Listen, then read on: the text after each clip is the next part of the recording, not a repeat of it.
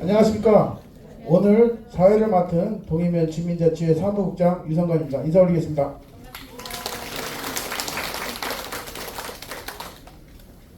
마을의 주인이 주민이라면 그 마을의 미래 비전을 결정하는 주체도 주민이 되어야 된다고 생각합니다. 오늘은 특별히 많은 분들이 동해면 주민총회를 빛내주시기 위해 참석해 주셨습니다.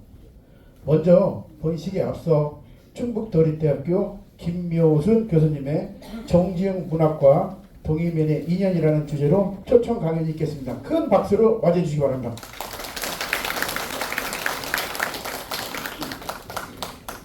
안녕하세요. 저는 충북도립대학교에 근무하고 있는 김묘순이라고 합니다.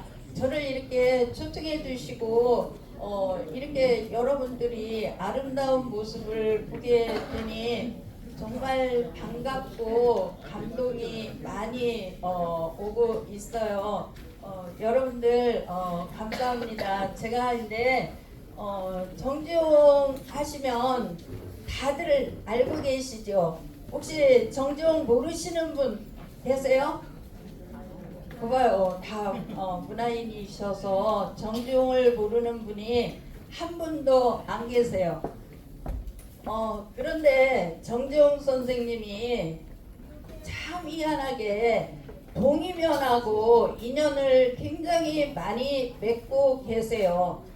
왜 그러냐면 정지용 선생님이 1902년에 옥천읍에서 태어나게 되죠.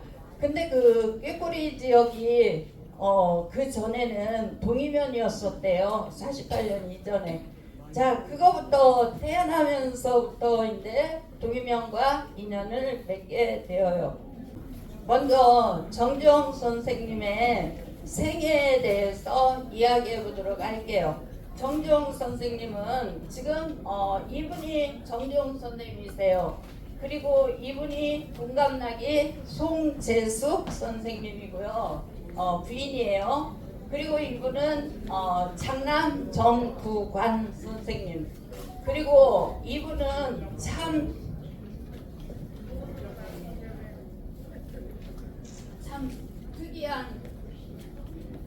특이한 구도를 가지고 계시는 분이에요. 이분은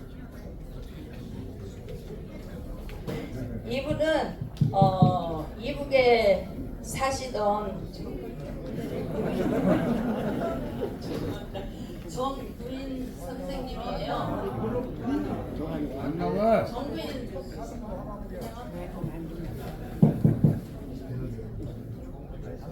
정구인 선생님인데요. 이분이 유명해진 게 뭐냐면 정종 선생님이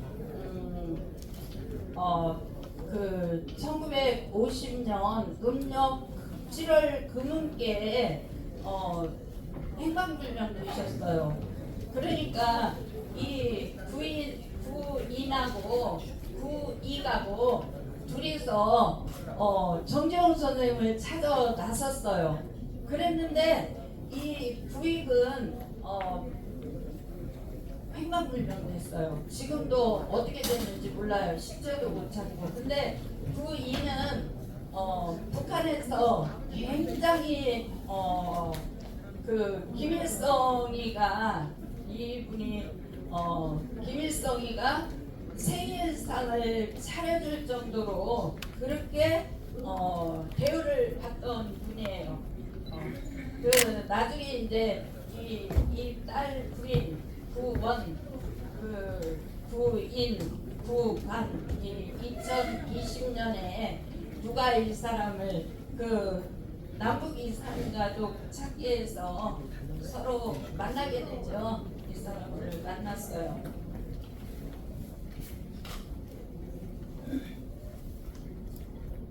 그 다음 이제 정지용 향수인데요. 정지용 향수는 1923년에 발표를 한 게 아니고 1923년에 일본으로 가기 전에 3월 11일에 이 작품을 쓰게 돼요. 근데 이제 마이크가 잘 안 들려. 마이크 바꿔요.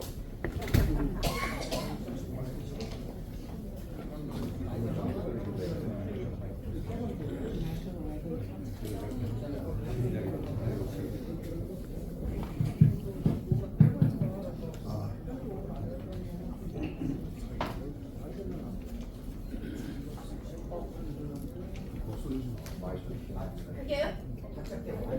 아 마이크 없이 안 들려요? 잘 들려요. 마이크 없이 새벽 달려. 할까요? 새벽 참외 때. 네네네 그럴게요.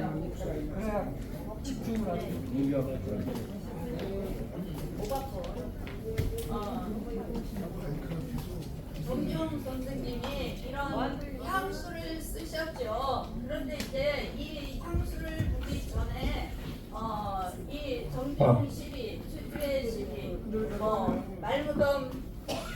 말무덤 설화 이런 것들을 먼저 봐야 돼요. 그리고 나서 이제 정지용 그 향수로 다시 올라가서 설명을 하도록 할게요. 지금 여기가 동이면 비실 있는데요. 근데 이제 이쪽이 정지용 생가가 있는 쪽이에요. 수북리 쪽, 요동리 쪽 이쪽이죠. 반경 10리 정도 된다 그래요. 자 그리고 자 이쪽이 말무덤이 이렇게 있었어요. 말무덤이 있던 곳이죠. 자 이 행정선을 타고 가보니까 이렇게 행정선을 타고 가보니까 이렇게 되어 있더라고요. 이렇게 굉장히 깊어요. 그리고 이렇게 U자형으로 이렇게 흘러가게 되죠. 그 말무덤 설화를 한번 말씀드려야 향수가 이해하기가 쉬워요. 그 조선 시대에 임진왜란이 발발하게 되죠. 그러니까 선조가 안 되겠다. 우리 힘으로는 일본을 물리치기가 좀 어렵구나. 그래서 누구를 불렀겠어요? 명예원병을 요청했어요. 근데 이제 명예원병을 요청해서 누가 오게 되냐면 이여송 장군이 오게 돼요. 그 이여송 장군은 그 아버지가 조선 사람이었다 그래요. 조선족이었었죠. 근데 이제 이여송이 장수로서 굉장히 큰 역할을 하던 사람이었어요. 그러니까 이제 이여송 장군이 구리면 비실을 이렇게 지나가는 거예요. 지금도 그 굉장히 아름답지만 그 당시에도 굉장히 아름다웠다 그래요. 그 비실이 경치가 너무 좋으니까 이여송 장군이 내가 내 명마와 달리는 내 명마가 달리는 것과 그리고 그 화살을 쏘아서 화살이 누가 더 빨리 가는가 그거를 내기를 하려고 했어요. 그래서 부관한테 자 나는 말을 달릴 테니 너는 화살을 쏘도록 하여라 그랬죠. 그래서 이제 화살을 쏘게 되었어요. 그랬는데 동이면 비실까지 막 달려갔어요. 그랬는데 화살이 없는 거예요. 그래서 아니 내 말이 화살보다 더 늦게 달린 거구나. 그러니 얼마나 실망을 했겠어요. 그래서 그 실망을 해가지고 그 말의 목을 쳐버렸다 그러죠. 그러니까 이제 말이 죽었어요. 말이 죽으니까 말이 죽고 나서 그 뒤에 화살이 쉥 하고 달려오는 거예요. 날아왔어요. 그런데 이 말이 말보다 화살이 더 늦게 도착한 걸로 봐서 내 말이 더 빨리 화살보다 더 빨리 왔구나 그렇게 했는데 이제 이미 말은 죽었고 어떻게 할 수가 없잖아요. 그래가지고 말무덤을 만들기 시작했대요. 그 당시에 한 5, 60호 정도가 살고 있었는데 그 사람들을 다 부역을 시켰대요. 부역을 시켜가지고 거기에서 이제 말무덤을 크게 조성을 했다고 해요. 그 말무덤은 가로 30m, 세로 50m, 높이 한 15m 정도 아파트 5층 정도의 길이었다고 그래요. 그래서 멀리에서 보면 저게 큰 산처럼 보였다고 그래요. 그래서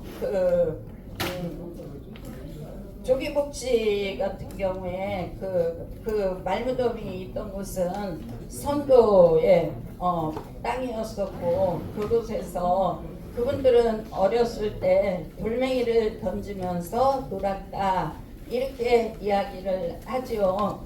그러면서 이제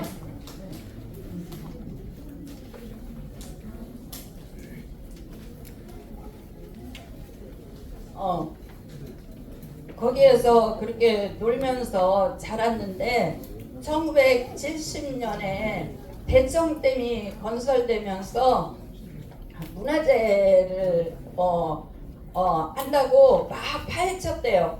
그리고 나서는 보건등 아무 조치도 없이 그냥 아무 조치도 없이 그냥 파묻히고 말았다. 그래서 동이면 그 피실에 수당되고 말았다. 그렇게 이야기를 해요.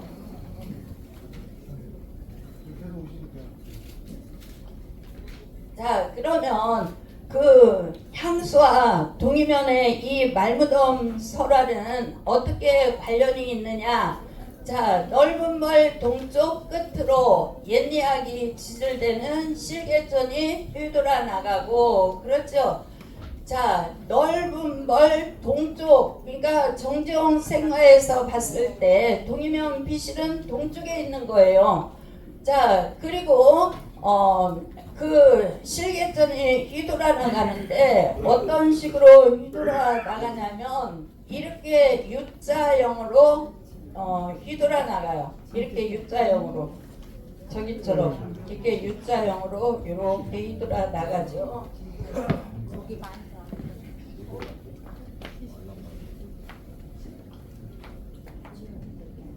자, 그 다음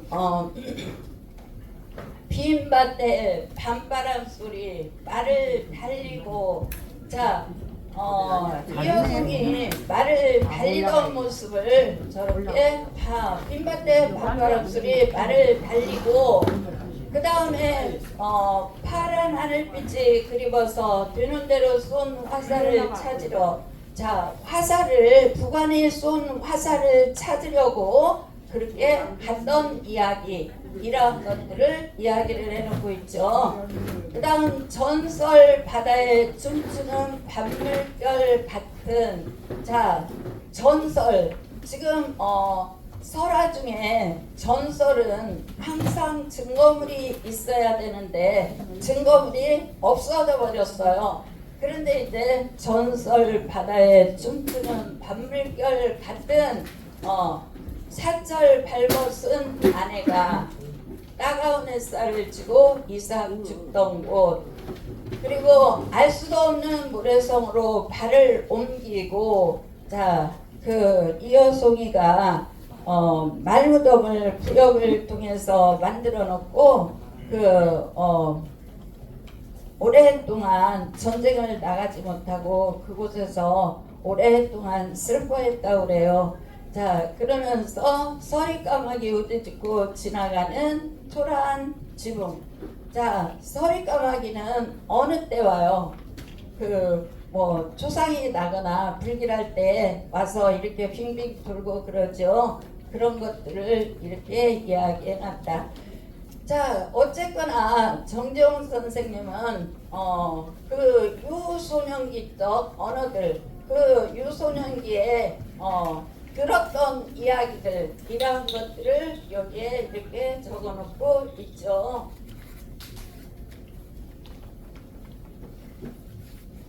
그리고 그 최초의 정지용 시비가 나오는데요. 이 시비도 재미있는 이야기를 가지고 있어요. 정지용 시비는 정지용이 일본으로 유학을 가기 전에 1923년 3월 11일에 이 시를 썼다고 해요. 근데 이제 이 시를 썼으니까 얼마나 기분이 좋겠어요. 그러니까 어떻게 했냐면 그 요리집에를 갔대요. 요리집에 가가지고 내가 이렇게 좋은 시를 썼어 그러면서 막 낭송을 해줬대요. 그랬더니 그 요리집 기생이 그 시 좀 나 달라고 그러는 거예요. 그러니까 이제 나를 달라고 그러니까 안 된다 된다 안 된다 된다 이렇게 하다가 그러면 내가 문방사호를 사올 거니까 여기에서 이거를 베껴서 나를 주면 안 되냐. 그러면 그렇게 해라. 그래가지고 문방사호를 사와가지고 베꼈다고 하죠. 그리고 이제 베껴서 원본은 정지용이 가지고 그 다음에 이제 기생한테 환불을 줬다고 그래요. 자, 물론 이제 그날 술값은 그 샷다 내려 그러고 술값은 그 기생이 모두 부담했대요. 그리고 이 시비는 재밌는 저 돌멩이에 대한 게 되게 재밌어요. 그 당시 문화원장이 시비를 세워야 되겠는데 알맞은 돌멩이가 없었던 거예요. 그러니까 어떻게 했어요? 돌멩이를 속리산에 가서 이 돌멩이가 어디 있는 게 좋을까 그러면서 속리산으로 들어갔대요. 그랬더니 서원 계곡에 갔더니 이 돌멩이가 있더라는 거죠. 그래서 하도 마음에 들길래 저녁에 가서 몰래 크레인을 들고 갔대요. 그래서 저 돌멩이를 싹 크레인으로 가져왔대요. 그러니까 뭐라 그러는 사실 그거 훔쳐온 거지. 지금은 어떻게 딴지를 못 건다며요. 너무 오래전에 한 일이라서 법률적으로 문제가 없대요. 그렇게 이게 정지용 최초의 시비예요.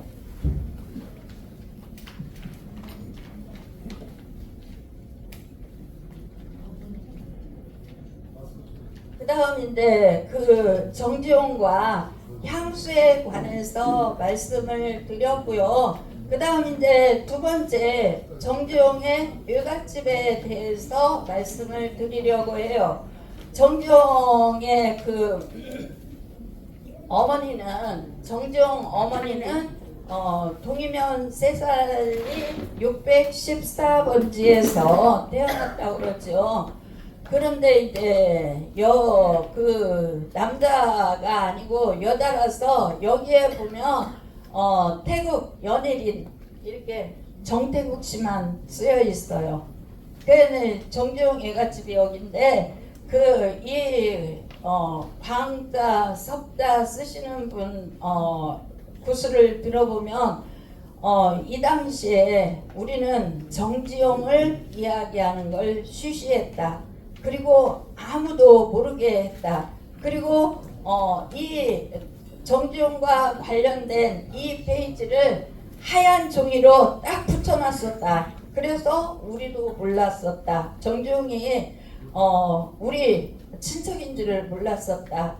그 정도로 힘든 시절을 지났던 사람이죠. 그리고 이제 그 오수라는 작품이에요. 오수는 원래 1930년에 시문학사에 발표를 하게 되는데요. 그 시문학사에 발표할 당시에는 호수 이렇게 두 작품이 동시에 발표가 돼요. 그 호수 하나는 얼굴 하나야 손바닥 둘로 푹 가리지만 보고픈 마음 호수만 하니 용감을 받게 라는 호수와 그 다음 이 호수 오리 모가지는 호수를 감는다. 오리 모가지는 작고 간지러워. 이런 두 가지의 작품을 동시에 실어요. 그리고 나서 왜 이제 제가 이 작품을 호수 2라고 특별히 이야기를 했냐면 정지용 시집에는 호수 1과 호수 2로 구분을 하게 되어요. 자, 그러면 호수를 보면 오리 모가지는 호수를 감는다. 자, 오리 모가지가 문제죠. 동의면에 보면 무슨 지명이 있어요? 올목이라는 지명이 있지요. 올목이라는 지명은 어떤 지명이에요? 오리목. 오리목, 그렇죠. 아, 역시. 자, 오리목, 오리 모가지, 오리 모가지, 오리목, 올목 이렇게 된 지명이죠. 이 오리 모가지를 특별히 정지용이 쓴 이유는 무엇일까요? 오리 모가지는 정지용이 그 다음 장에 보면 잘 보이죠. 지금 여기가 정지용 생가예요. 그리고 여기가 올목이고요. 여기가 세산 일갓집이에요. 굉장히 다 가까워요. 굉장히 가까운 삼각형 구도를 가지고 있는데요. 정지용이가 이 동이면 세살리에 있는 외갓집을 자주 다닐 수밖에 없는 이유가 있었고요. 올목에도 또한 놀러를 올 수밖에 없는 이유가 있었어요. 자, 정지용 선생님 아버님 태국이 새 부인을 얻게 되죠. 새 부인을 얻어서 대영과 화영이라는 두 아이를 낳게 되어요. 그러면서 이제 집안 살림은 나물나라하고 좀 이제 정지용 선생님 어머니가 땅콩 농사도 짓고 이래가지고 집안을 일으키게 되죠. 그러는데 이제 정지용 선생님 어머니가 더 이상 견딜 수가 없다. 나는 이 집에서 살 수가 없었던 그런 상황이 온 거예요. 그러니까 어디로 간다? 세살 친정으로 오게 돼요. 그러면 친정에 오니까 정지용은 어떻겠어요? 어린 정지용이 엄마도 보고 싶고 또 집에는 새어머니가 와 계시고 뭐 이러니까 이 세살리로 오게 되죠. 그러면서 이제 뭐 그 당시 차도 없고 그러니까 걸어서 왔을 거예요. 이리 걸어오거나 이렇게 걸어오거나 그러면서 어린 시절에 어떤 이야기들을 들어요. 올목, 오리목, 올목, 그리고 앞천, 압구정 이러한 지명들을 자연스럽게 듣고 자랐겠죠. 그러면서 그 당시 감정들은 어때요? 이것을 내가 우리 어머니와 관련된 그리움, 또 그 그리움은 그 옥천의 지명, 고향의 지명, 이것들을 도저히 잊을 수 없는 그러한 상태로 변화가 되죠. 그러면서 정지용은 시를 쓰지 않고는 살아갈 수가 없는 그러한 상황에 놓이게 돼요. 왜냐하면 가족사적으로도 보면 어머니가 두 분이라서 굉장히 괴로웠을 것이고 또 국가의 현실로 봤을 때 조선은 일제 강점하에서 우리를 옴짝달싹 못하게 했을 것이고 그리고 이제 뭐 휴문고부로 가면서 휴문고부에 갔으나 거기에서도 또한 거기는 어차피 타향이라는 생각을 접을 수밖에 없었겠죠. 그리고 또 일본으로 유학을 가게 되지만 참 아이러니하지요. 그것은 뭐냐면 현해탄 컴플렉스라고 그래요. 그런 것들을 현해탄 컴플렉스라고 그러는데, 그 현해탄 컴플렉스가 뭐냐면 우리를 지배하는 지배국에 가서 우리 조선의 지식인이 그 지배국의 이론이나 근대화 이런 것들을 배워가지고 오는 그러한 아이러니한 상황이 벌어지게 되죠. 그렇지만 정종은 어떻게 해요? 일본을 찬양하는 시를 단 한 편도 쓰지 않지요. 그리고 그 자리를 어디에다 채우냐면 고향을 그리워하는, 그러한 고향을 생각하는 고향의 지명, 이러한 것들을 시의 재료로 삼으면서 시작 활동을 하게 되어요. 지금 이 앞에 있는 그림이 흐릿하게 보이는데요. 이게 지금 오리 모가지, 오리 주둥이죠. 불이 있던 오리 부리 쪽이고요. 이쪽이 이제 이쪽으로 넘어가면 오리 엉덩이 쪽이에요. 근데 그 당시에 찍을 때 너무 높이 올라가지 않아가지고 드론 용량이 좀 작아서 이거를 이렇게 나눠서 찍을 수밖에 없었어요. 그래서 이게 한꺼번에 보면 오리 형상이 더 잘 보인다고 그래요. 자, 어쨌건 지금 오리 주둥이, 그러니까 오리 경부선이 날 때 도면 주민들께서 그러셨대요. 이쪽으로 이렇게 경부선이 지나가니까, 야, 이제 오리 콧구멍을 뚫는 거구나. 자, 우리가 얼마나 시원하겠느냐. 코로 숨을 쉴 수 있으니까. 자, 그러니까 우리 도민면도 이제 숨을 쉬고 잘 살 수 있을 거야. 뭐 이런 희망적인 생각을 가졌었다고 해요. 자,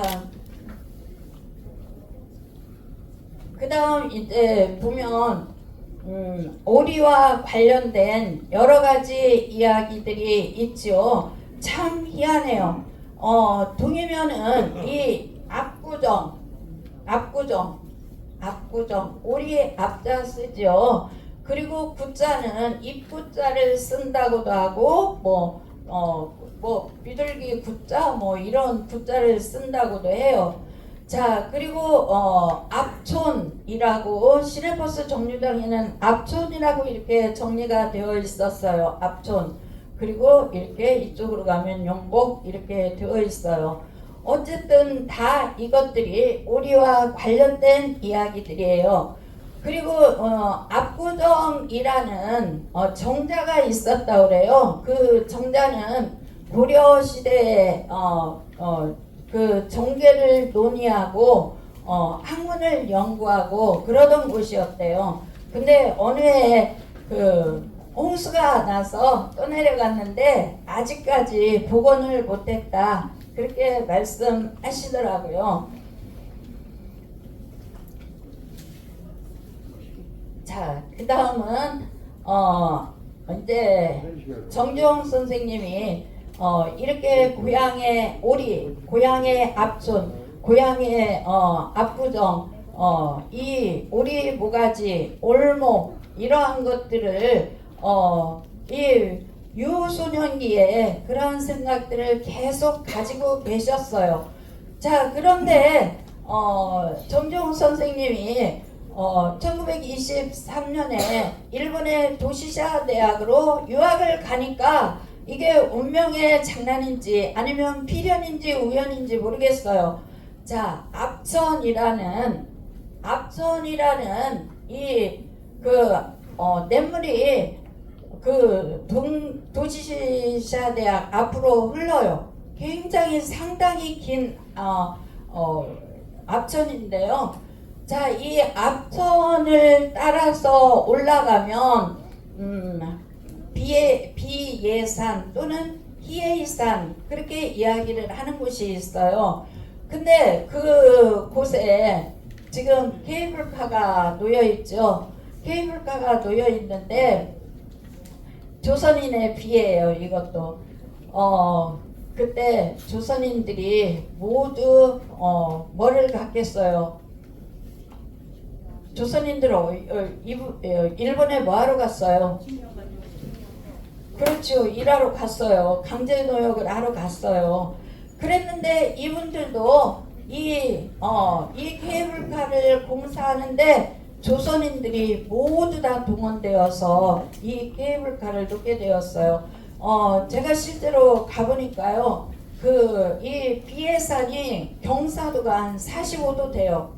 그래가지고 요 케이블카를 타면요. 이게 앞으로 이렇게 꼬꾸라지는 것 같은 느낌이 들어요. 그래가지고 엄청 무서워요. 그리고 한꺼번에 다 못 내려와요. 한 번 내려오고 좀 걸어와서 다시 또 한 번 내려오고 이런 구조로 해놨더라고요. 그랬는데 이제 정재홍 선생님이 거기에 가서도 고향을 잊지 못하고 이 오리에 주목을 하게 되죠. 압구정, 압촌, 오리모가지, 올목 이런 거에 주목을 하면서 압천, 상류, 상하 이러한 작품을 쓰게 되고요. 압천이라는 시도 쓰게 되어요. 자, 압천, 상류, 상하는 어떤 이야기냐면 산문인데요. 여학생과 함께 이 압천에 여기를 올라가 봐요. 올라가 보는데 그 당시에 아마 정재홍 선생님 여자친구라고 유추가 되어요. 그 김말공 씨라고 동지사 여대를 다니던 그분이었었는데 가요.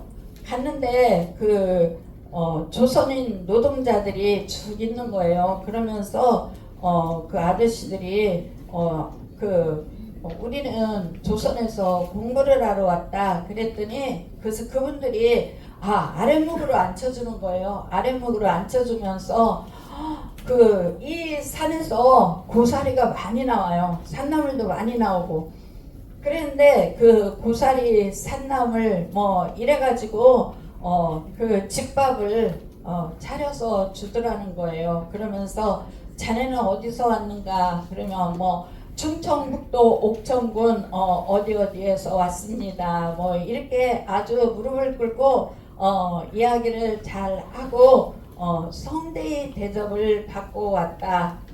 그런데 이때 그 노동자들의 삶은 형편이 없었다고 그래요. 화장실이 없어가지고 이렇게 돌멩이 2개를 이렇게 놓는데요. 그 돌멩이 2개 위에서 올라가서 화장실을 봐야 되는 그렇게 비참한 삶을 살고 있더라. 그렇게 이야기를 해요.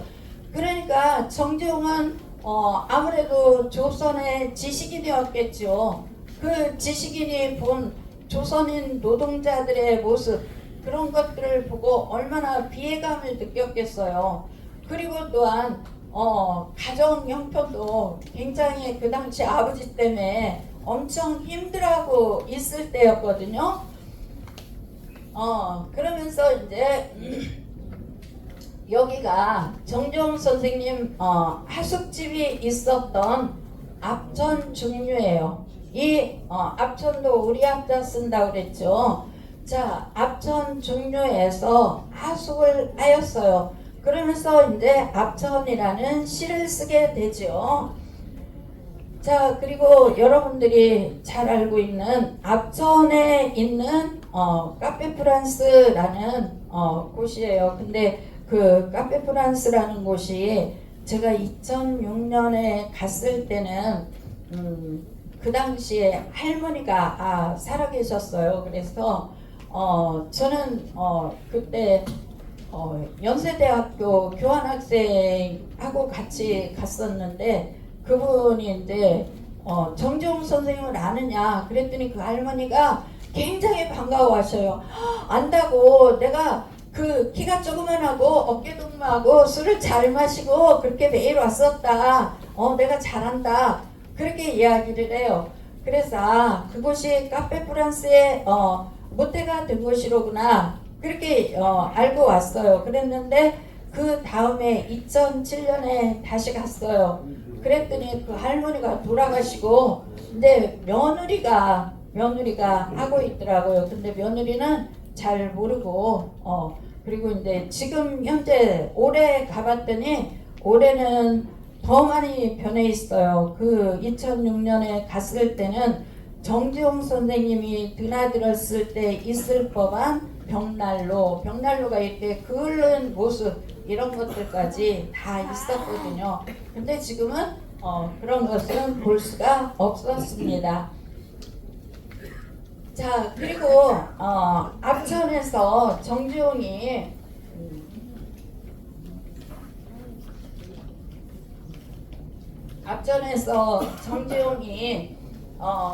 그 고향을 굉장히 그리워해요.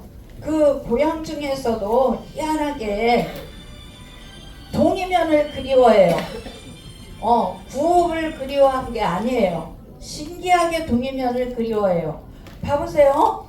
나는 이 냇가에서 거닐고 앉고 부질없이 돌팔매질하고 달도 보고 생각도 하고 학기 시험에 몰려 노트를 들고 나와 누워서 보기도 하였다. 앞전이란 데는 물이 마르고 보면 조약돌이 켜켜이 앙상하게 드러나 있어서 부실한 겨울에나 비치고 할 때는 여가 쓸쓸하지 않았다. 자, 정지용은 어때요? 이 앞천이라는 시를 쓰면서도 그 고향을 한없이 고향을 그리워해요. 봐봐요. 앞천 십리벌에 애는 저물어 날이 날마다 님 보내기 목이 잦았다 여울물 소리. 자, 님을 보내야 되는 것들. 자, 어떤 님을 보냈다고 생각을 해요? 고향에 있는 어머니를 보내야 되고 그리워해야 되고. 그런데 그리워하는 종류가 목이 메일 정도로 괴로웠다 이 얘기겠죠. 짠 모래알 쥐어짠 사람의 마음 쥐어따라 바시어라 시원치도 않아라 역구불 우거진 보금자리 뜸북이 호러머 울음 울고. 자, 아버지는 집안일을 전혀 관여를 안 하셨다고 그랬죠. 바깥으로 새어머니나 만나러 다니고 그러셨던 것 같아요. 그러니까 역구불이 우거졌어요. 보금자리에 집에 역구불이 막 이만큼 올라와 있는데도 아버지가 안 돌보는 거예요. 그리고 뜸북이 호름은 울음을 울어. 그러니까 어떻게 해요? 어머니 혼자서 눈물을 삼키고 울고 그럴 수밖에 없는 상황을 동해면에 있는 어머니를 그리워하면서 일본에서도 이렇게 앞천이라는 시를 쓰게 되지요. 자, 그것은 뭐냐면 정지용이 고향에서 고향 정서를 반영한 일본에 가서도 앞천을 고향 정서가 환기되는 역할을 할 수 있었다는 것, 그것에 방점이 찍히게 되어요. 자, 제비한 쌍 떴다 비맞이 춤을 주어 수박 냄새 품어오는 저녁 불바람 오렌지 껍질 씹는 젊은 나그네의 시름.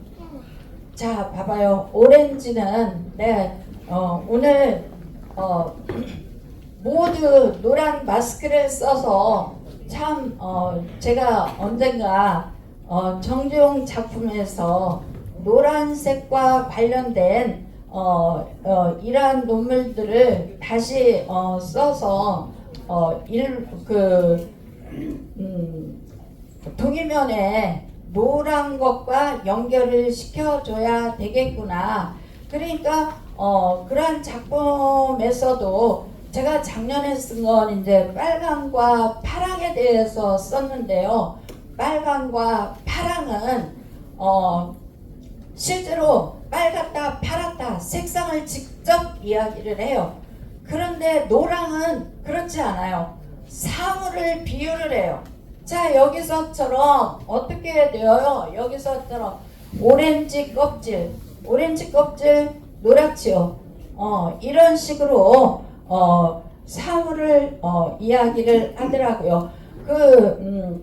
빨강과 파랑 이 색채 대비를 이루는 것들에 비해서 오렌지 껍질처럼 이렇게 사물을 직접 시에 집어넣는 경우는 더더욱 그 고양이나 지식인의 애완 이러한 것들을 더더욱 깊이 하는 역할을 하게 된다고 해요. 자, 그러면서 나그네가 오렌지 껍질이나 씹는 젊은 나그네가 씨름을 하게 되죠. 이 씨름을 하게 되는 대상은 바로 정지용이었겠죠. 그 정지용은 일본 압천을 보면서도 고향에 있는 어머니와 고향에 있는 아버지와 그리고 근대 문화를 대면하면서조차도 고향을 그리워하고 있었던 것이다.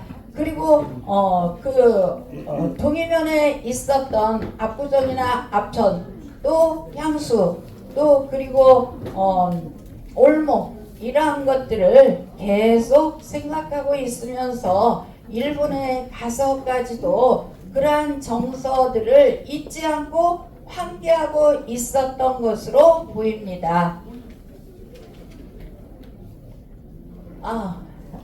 지금 이제 정지용은